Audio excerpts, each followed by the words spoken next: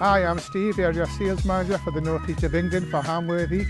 We're here on site today at the Stansfield Centre in Sunderland to commission our Tyneham heat pump and Stratton Mark III boiler for compact services on behalf of Sunderland Council.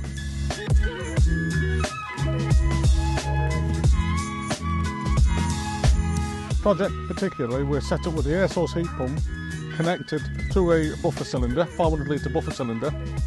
Beyond that you've got a Stratton Mark III boiler. So how it's supposed to work is the heat pump will take the lead and get it up to 55 degrees. As and when the temperature gets to minus figures, it will swap over to the boiler, so the most efficient system will work at any given time, hence the hybrid situation. There was 2 existing gas-fired ideal boilers, a pressurisation unit and 2 circulating pumps. The system needed replaced due to the ageing condition.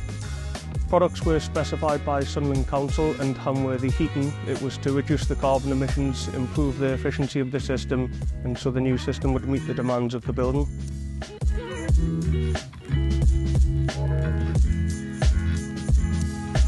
So we've designed, installed a BMS system to control the air source heat pump that's installed outside.